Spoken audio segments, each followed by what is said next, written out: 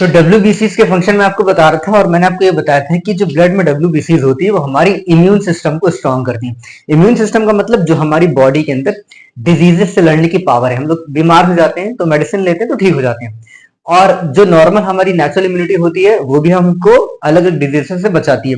अब एड्स एक ऐसी डिजीज होती है जो हमारे इम्यून सिस्टम को बहुत ज्यादा वीक कर देती है। अब ऐसा क्या होता है एड्स में? देखिए, एड्स एक ऐसी डिजीज है जिसका अभी तक कोई ट्रीटमेंट नहीं है, ठीक है। अभी तक ऐसा कोई भी एक्सपेरिमेंट या अभी तक ऐसी कोई भी रिसर्च नहीं हुई है जो हमें एड्स से बचा सके। क्यों होता है? इसके पीछे रीजन है ये एचआईवी मतलब human immuno deficiency virus.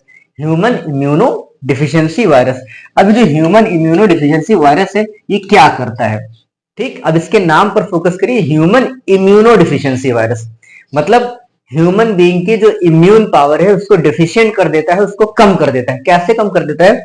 WBCs में एक स्पेशल टाइप की सेल्स होती है जिसको हम लोग कहते हैं टी लिम्फोसाइट्स। करेक्ट, ये नेम याद रखिएगा, टी लिम्फोसाइट्स ये सेल्स होती हैं।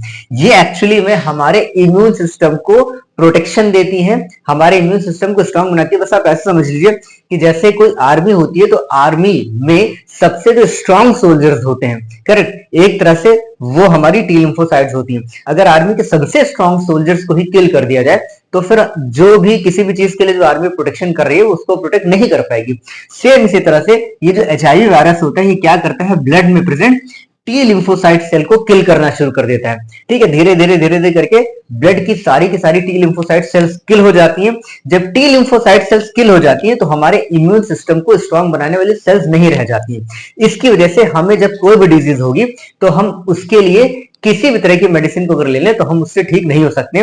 तो इसी वजह से जो एड्स डिजीज है एचआईवी की वजह से होती है। एचआईवी वायरस क्या करता है? टी लिम्फोसाइट्स को किल करता है और हमारे पूरे के पूरे इम्यून सिस्टम को कोलैप्स करवा देता है, और हम फिर इस तरह की कंडीशन में आ जाते हैं जहां पर हमें कोई भी अगर छोटी सी भी अगर इवन फीवर भी हो जाए, ठीक है, तो उसके लिए हम बिल्कुल तैयार नहीं रहते हैं क्योंकि हमारा इम्यून सिस्टम वीक हो चुका होता है। इसलिए हम बहुत ज्यादा वीक हो जाते हैं।